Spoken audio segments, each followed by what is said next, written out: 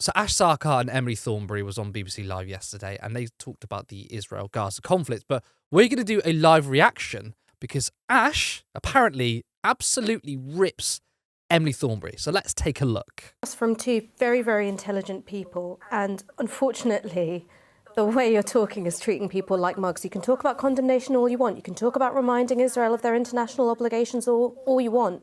But until you're talking about suspending arms sales to Israel, until the Americans are talking about suspending military aid to Israel, all of that finger wagging in the world will not stop Netanyahu from doing what he wants to do, which is launching an absolutely terrible, abhorrent ground assault on Rafah. The images which are coming out on social media at the moment have been for months from Rafah of children buried under the rubble, body parts blown to smithereens. This is the result of Israel being emboldened and effectively being given a carte blanche to interpret its, in Emily's words from October 2023, its absolute right to self-defense to mean collectively punishing the Gazan people. Well, Emily? So 100% no notes there. Ash is correct because we have given carte blanche to Israel. Politicians across the political spectrum, including the Labour Party, have basically said, the worst thing is, we're going to give you some tough words, Netanyahu, but it doesn't mean anything. So I think this is really good from Ash, and let's listen to what Emily has got to say in response. Well, I think that 3 days after the first incursions into Israel, when so many people had been killed and there were so many hostages that had been taken, and we were in a live situation. Well, and there are still hostages. And we believed, but they were, but it was still, there was still fighting going on the ground in Israel, and there were, as far as I understood, there was going to be an attempt to get the hostages back. She's kind of like dilly-dallying right now. I mean, you can tell from her tone, she's like, well, we didn't really know. Like, get to the point, please. At that stage, just cut the lights off was the right thing to do. Well, that wasn't the question, though.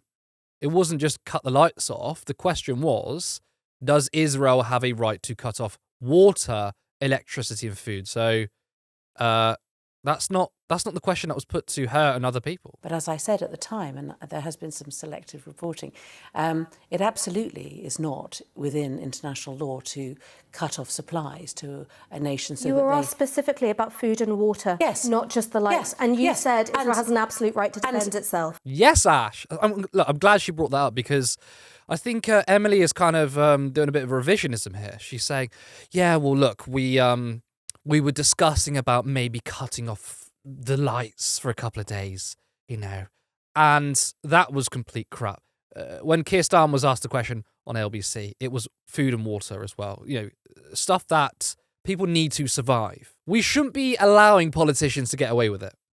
And as I also said, as the guy from the UN had said before, I'm sorry for people who hadn't seen the programme, but for the person who was from the UN who was on Newsnight before me had said, within a short period in a war, you can cut off in order to... So essentially, if they were going to go into Gaza to try and get the hostages back, then in that very short period, then it would be right to kind of... and we know that's what Israel has been doing on and off in Gaza anyway. But in this period, that was the thing to do. Not to do it so that you starve people and not to do it so that you cut off their power so that they don't have water. That's, you do it in a short period when you're defending yourself. Okay. It doesn't matter whether it's 2 days or a month.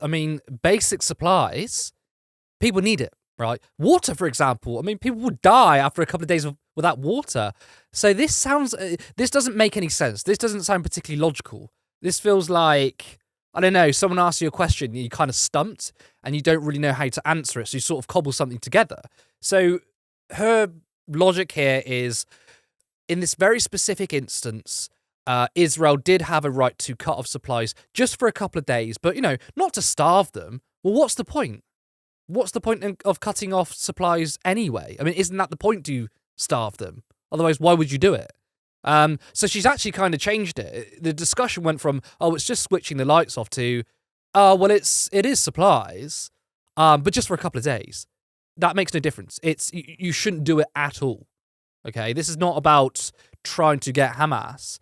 this is about collective punishment. It is. When you're defending yourself, because you have an absolute right to defend yourself, and that's the right thing to do. But it always had to be, as we always said, within the confines of international law. Yes, but doing that in itself isn't in the confines of international law. Cutting off water, electricity and food, whether it's for 2 days, whether it's for a week, whether it's for 3 months, is against international law. It's collective punishment.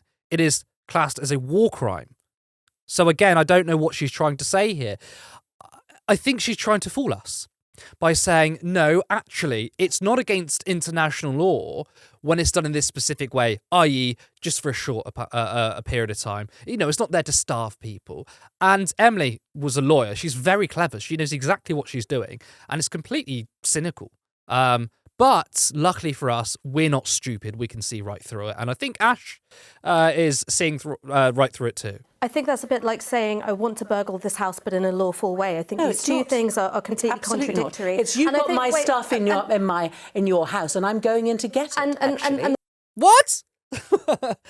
Analogy is okay. Ash is saying, okay, I mean, burglary is wrong, whether it's legal or not. I get that point. And Emily's like, well, actually, no. It's like Israel is like going into someone else's house and getting their own stuff back. That's very ironic, because what about settlers? What about the occupation? What about the Palestinians who have lived in the region for hundreds, thousands of years? Arabs and Jewish people live together for thousands of years, and Israel's only been around for 75 years. So if we want to talk about people's property and other people's things, Israel are the ones stealing off the Palestinians. What a crazy analogy to use.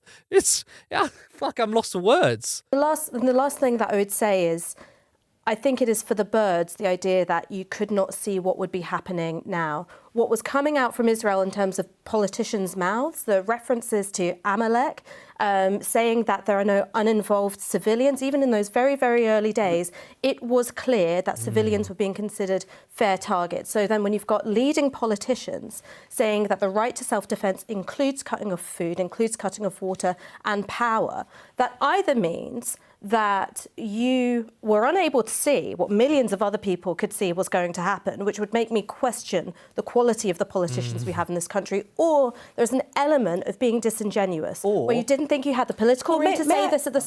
Well, that's an excellent point. So there were people from the beginning who were conflating ordinary Palestinians with Hamas because... Look, as we all know, we've been following this conflict for years. I mean, most people have been following it since October 7th, but I've been following this for years. And the end goal for Israel is to completely eradicate the Palestinian people, either kill them all or rid them from the land so they can claim it for themselves. It is a genocide they're trying to achieve.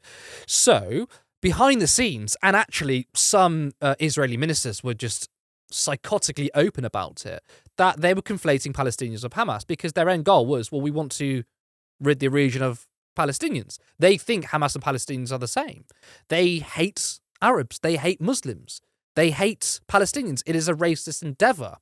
So when that was apparent, when ministers were saying that fact, which is genocidal rhetoric, that essentially everyone in Palestine is the same, we do not delineate between Hamas and Palestinians, politicians, again, from either the Labour Party or the Tory Party, weren't looking at those statements and going, that sounds like genocidal rhetoric. We only care about getting rid of Hamas, but we want to protect innocent Palestinians.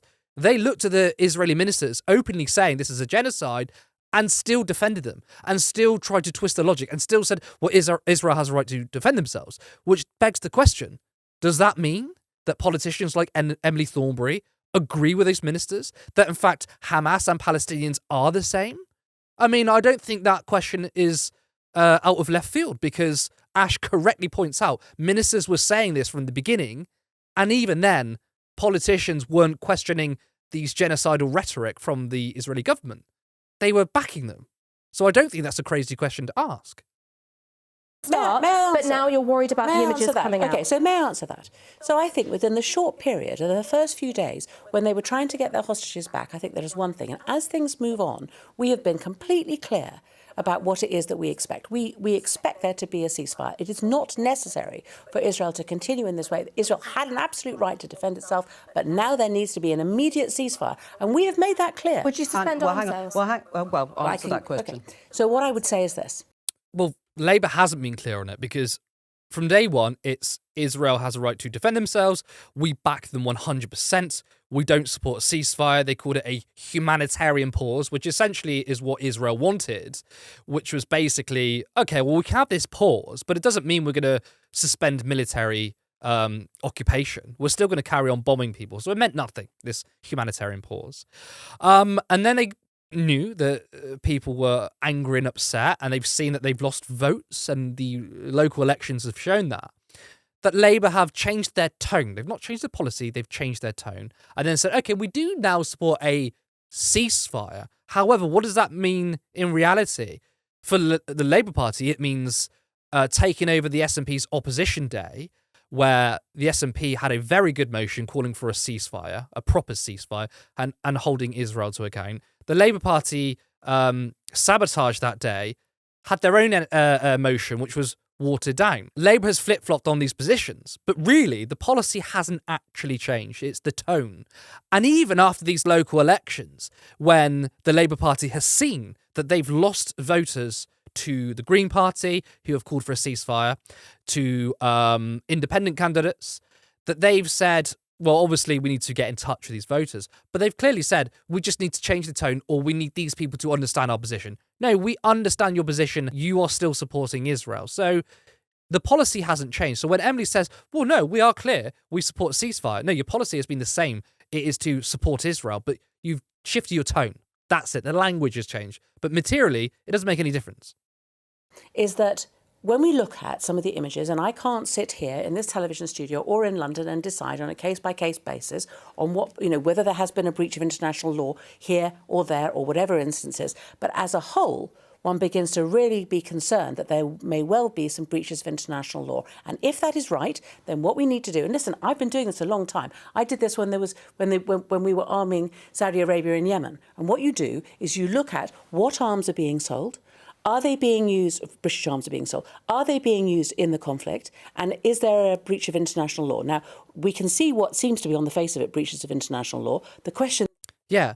So, first of all, I mean, she's doing the means testing of arms sales, which is crazy. We should not be selling arms to places like Saudi Arabia or Israel. It doesn't matter whether they've used that specific machinery or specific weapon, for this particular conflict or whatever. We shouldn't be doing it out of a matter of principle. There's a global arms race. We should be trying to reduce this global arms race, not keep the system in place. But then when it comes to Israel, they have broken international law repeatedly. It's very, very clear. So even by Emily's own tests and her own logic, she should be saying 100% we need to suspend arms sales to Israel because they have been in breach of international law. So why isn't she calling for that? Funny that. Then is what arms are we selling and are they being used? And that's quite a difficult and a technical thing that needs to be done. And that's why we want to see the advice, right, so that we can see the stages that have been gone through to see whether or not we are selling arms that are being used in breach of international law. What advice is she after, though? Some people like to muddy the waters and take a complicated issue and say it's really simple, and then take a simple issue and complicate it. The Israel-Palestine conflict is incredibly simple, and this is trying to complicate it, right? Emily Thornberry is dilly-dallying. She's now saying, well, there needs to be certain things we need to do before we suspend arms to them, which again, like I said, by her own logic, they've already failed those tests. But look, that was shameful from Emily, and there's no excuse for what she's saying. And what's crazy is essentially the whole clip here was Emily saying, well, I backed it then because it was just for a couple of days, as if that makes it okay.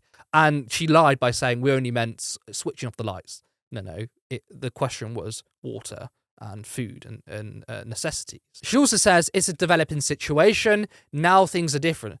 Again, that's rubbish, because why was it that we could see what was going to happen from the beginning? But politicians like Emily, who is intelligent, she used to be a lawyer, she knows her shit. Why couldn't she see that from the beginning? as if things have changed. It's rubbish. Politicians do that all the time. They'll take a position. It then becomes very, very unpopular. And they say, well, the situation has changed and now I've changed my position. The situation has not changed. In reality, the wind was blowing in one direction. And then people like Emily Thornberry and Keir Starmer and many others felt safe knowing that everyone in the establishment was firmly behind Israel. But as more and more people spoke up, then Thornberry and others changed their tone. So they don't look out of touch. It's cynical and it's gross. So look, Thornberry is trying to do some revisionism here. She's saying, again, I only meant power is shut off and only for a couple of days. But let's see what she actually said. What is simple is that whatever actions are taken by a democracy, it has to be done in accordance with international law. And we have heard tonight from the President of the United States that he has been on the phone to Netanyahu, and both of them have agreed that democracies need to act in accordance with international law. Pause there, if I may. Do you think cutting off food, water and electricity is within international law? I think that Israel has an absolute right to defend itself against terrorism. That's not the question I asked. It is an answer to the question that you've asked, and I think it's an appropriate one at this time. Why won't you answer whether you think it's in line with international law or not? Because I've tried to answer, and I've tried to say that we've already heard from your previous guest about what might be happening on a day-to-day basis. So we're now on day 4.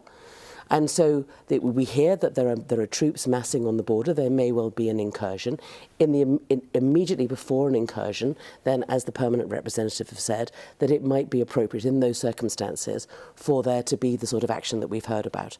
And then the invasion afterwards. I don't know, because at the moment we're in the middle of a hot war and Israel is in the middle of defending itself. And we have to stand with Israel, just like we would expect people to stand with us if we were the victims of terrorism as well. So a response was the automatic reply from most of the media, which was, Israel has a right to defend itself.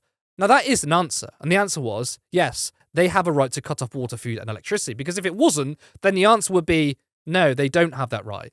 And then Emily Thornberry goes on to say, well, some representatives say it might be appropriate.